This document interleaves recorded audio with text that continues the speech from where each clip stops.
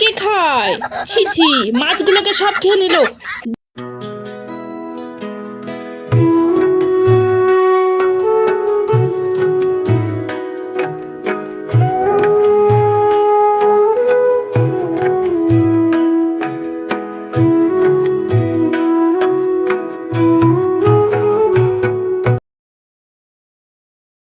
A few moments later. Hello everyone, welcome back to my channel. আরও একটি নতুন ব্লগে আপনাদেরকে স্বাগত জানাই। বড়দেরকে প্রণাম এবং ছোটদেরকে অনেকটা ভালোবাসা জানিয়ে আজকের ব্লগটা শুরু করছি। তো সকালবেলা প্রথমেই কাজ হলো আমার ঠাকুর পুজো দেওয়া। আর সকালবেলা ঘুম থেকে উঠে যদি ঠাকুরের নাম নেওয়া যায়, সারা দিনটা যেন খুবই ভালো কাটে। তাই প্রত্যেক দিন ঘুম থেকে খুব সকালে ওঠার চেষ্টা করি। সকালের আশিবাসি কাজ সেরে তারপর বসে পড়ি পুজো করতে। তো কোনো দিন মা পুজো দেয়, তো কোনো দিন আমি পুজো দিই। তো যাই হোক, আজকে আমি পুজো দিয়েছিলাম, আর মা যেদিন খুব সকালে ওঠে সেদিন করে মাই পুজো দেয়। তো পুজো সেরে আমি চলে এলাম রান্নাঘরে। আর রান্নাঘরে এসে দেখছি বাবা কত চিংড়ি মাছ নিয়ে এসছে। তো বসে পড়লাম চিংড়ি মাছ কুটতে, আর মা ওইদিকে ভাত চাপিয়ে দিয়েছে। আর আমার কিন্তু বরাবরই একটু চিংড়ি মাছ দিয়ে কচু শাক খুবই ভালো লাগে, তবে সেটা বড়টা না, সেটা ছোট ছোট যে চিংড়ি মাছ হয় সেই চিংড়ি মাছটা। আর আমার চিংড়ি মাছ কুটতেও না ভীষণ ভালো লাগে, খুব তাড়াতাড়ি হয়ে যায়। এই ওপরের খোসাটা ছাড়াতে আমার যে কি ভালো লাগে। তো যাই হোক, এদিকে আমি ছাড়িয়ে নিচ্ছিলাম আর খুব তাড়াতাড়ি হয়ে যায়, যার জন্য আমার ভালো লাগে। এই যে দেখুন, হাত দিয়ে একটুখানি চাপ দিলেই খোসাটা চলে আসে, এই যে। আর পেছনটাও এরকম চাপ দিলে পরে ওটাও কিন্তু এইভাবেই বেরিয়ে চলে আসে। তো যার জন্য আমার ভীষণ ভালো লাগে এই চিংড়ি মাছটা কুটতে। আর আমাদের বাড়িতে মাছ টাছ যেটাই নিয়ে আসুক না কেন, বেশিরভাগ কিন্তু আমি কুটে দিই। তার কারণ মা একবার রান্না করতে বসলে সেখান থেকে উঠতে খুবই কষ্ট হয়, মানে পা যেহেতু ভাঙা রয়েছে, তাই বসে বসে যেটুকু পারে রান্না করতে পারে। আর আমি হাতে হাতে সব কিছু এগিয়ে দিলে পরে মার খুবই সুবিধা হয়।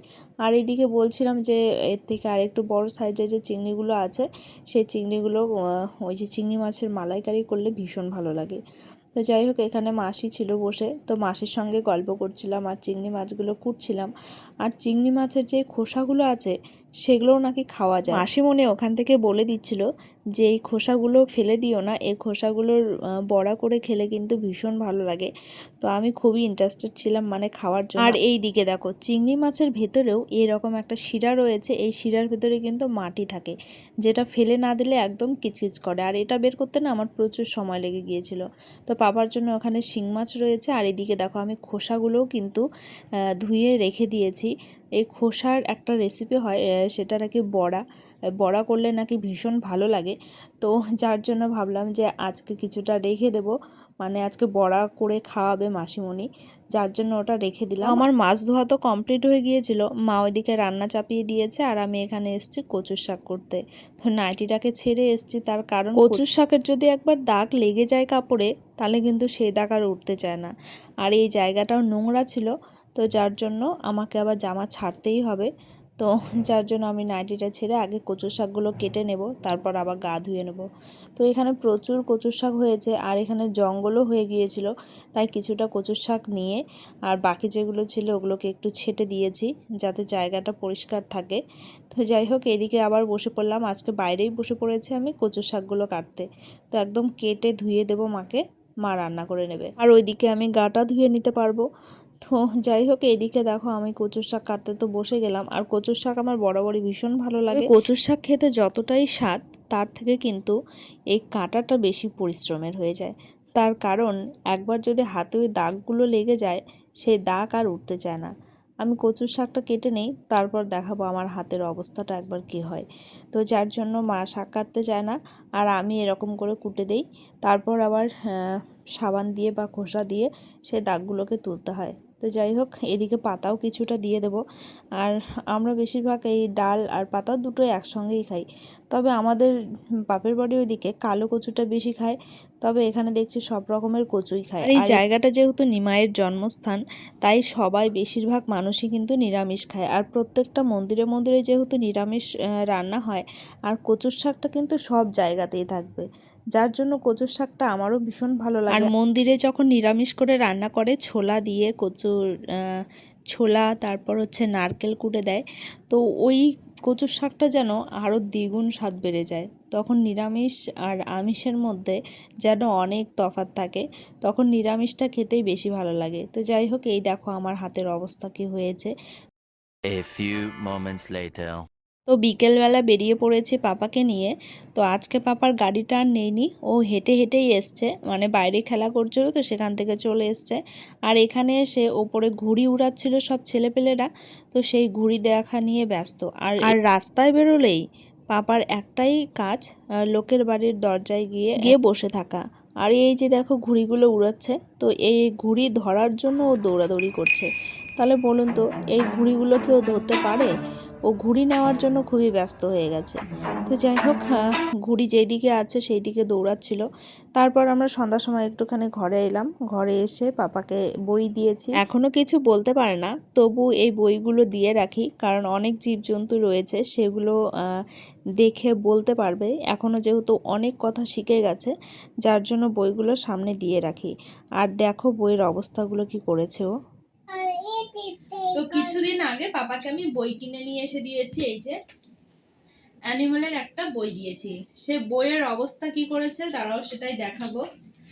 এই যে সব পাতা একটা একটা করে ছিঁড়ে ফেলেছে। আর এই যে একটা, এই যেটা কালকে ছিঁড়ে ফেলেছে, ঠিক আছে। এই হচ্ছে আমার পাপার বই পড়ার স্টাইল। কি দেয় না? দেখাবো না? দেখাই, একটু দেখিয়ে দেই। এই যে এই বাচ্চাটাকে দেখছেন না, এই বাচ্চাটা এই বইগুলো সব ছিঁড়ে ফেলেছে, জানেন? বলে দিয়েছি। দাও,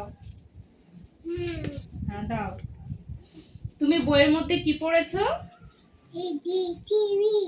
এ বি সি ডি। তারপর এদিকে তাকাও, আমার দিকে তাকাও। এখানে তো ওকে বললাম বই পড়তে, ও এখন কি করছে সেটাই দেখাবো।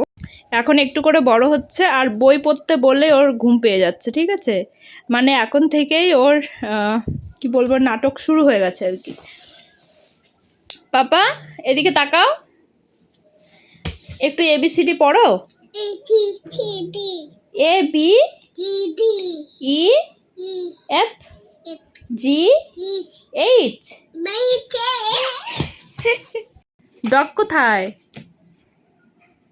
এটা কি? এটা কি? এটা হলো টাইগান। টাইগান মানে কি? কি টাইগান মানে? বাঘ। হ্যাঁ।